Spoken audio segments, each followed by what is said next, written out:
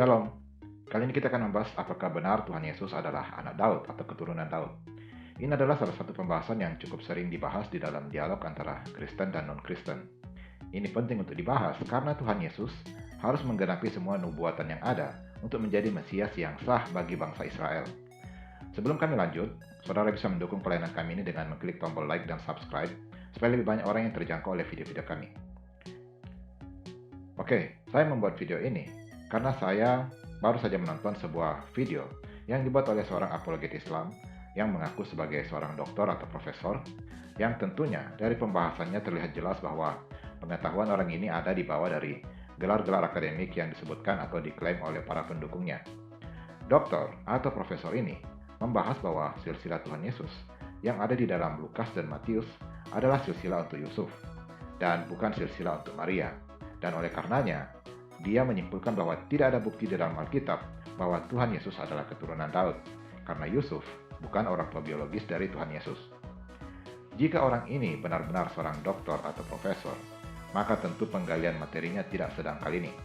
Mungkin dia tidak paham bahwa garis keturunan di dalam budaya Yahudi itu adalah dari sisi orang tua laki-laki. Jadi, dia bahkan tidak perlu meributkan silsilah Maria. Apakah silsilah di dalam Lukas itu merupakan silsilah Maria atau bukan, sama sekali tidak akan membawa pengaruh apa-apa, karena tradisi Yahudi hanya menilai garis orang tua laki-laki. Hukum Yahudi sudah jelas bahwa ibu yang menentukan apakah seseorang itu Yahudi atau bukan, dan ayah yang menentukan garis keturunan untuk warisannya. Jadi, apakah Tuhan Yesus bukan keturunan Daud karena Yusuf bukan orang tua biologisnya? Apakah Tuhan Yesus bukan keturunan Daud menurut daging dari Maria? Kita tidak bisa mengatakan seperti itu. Kita perlu melihat bahwa di dalam Lukas 1 ayat 32, malaikat Gabriel mengatakan bahwa ia, dalam hal ini Tuhan Yesus, akan menjadi besar dan akan disebut anak Allah yang maha tinggi, dan Tuhan Allah akan mengaruniakan kepadanya tahta Daud, bapa leluhurnya. Respon Maria saat itu adalah bingung bagaimana dia bisa punya anak padahal dia belum menikah. Maria sama sekali tidak bingung tentang pernyataan bahwa Daud adalah leluhur dari anak yang akan dilahirkannya. Dari sini bisa terlihat bahwa Maria masih berada di dalam garis keturunan Daud, atau orang tua laki-laki dari Maria adalah keturunan Daud. Jika tidak demikian, maka seharusnya Maria juga mempertanyakan masalah garis keturunan ini. Selanjutnya di dalam Roma pasal 1 ayat 3, Paulus juga menegaskan masalah ini. Paulus mengatakan bahwa tentang anaknya yang menurut daging diperanakkan dari keturunan Daud. Frasa diperanakkan dari keturunan Daud sudah sangat nyata menunjukkan bahwa Maria adalah keturunan Daud, karena Maria yang memperanakkan Yesus Kristus menurut daging. Jadi berdasarkan kedua ayat ini, adalah benar bahwa Tuhan Yesus adalah keturunan Daud menurut daging. Masalahnya adalah, hukum Yahudi yang sudah dijelaskan di awal tadi hanya akan mempertimbangkan Tuhan Yesus sebagai keturunan Daud jika benar Yusuf adalah ayahnya. Yang menjadi masalah adalah, Yusuf bukan ayah biologis dari Tuhan Yesus, sehingga banyak orang Yahudi yang saat ini menjadikan kondisi ini sebagai dalil bahwa dia bukan keturunan Daud. Dia bukan pemegang hak waris dari pihak Yusuf, dan itu berarti dia bukan Mesias bagi bangsa Israel. Sekilas dalil dari orang-orang Yahudi ini terasa benar, tapi orang-orang Yahudi ini menutupi beberapa hal dari dalil mereka ini. Tuhan Yesus adalah anak bagi Yusuf menurut pernikahannya dengan Maria. Ini bahkan tidak bisa dikatakan sebagai adopsi, karena ibu dari Yesus Kristus menjadi istri sah dari Yusuf.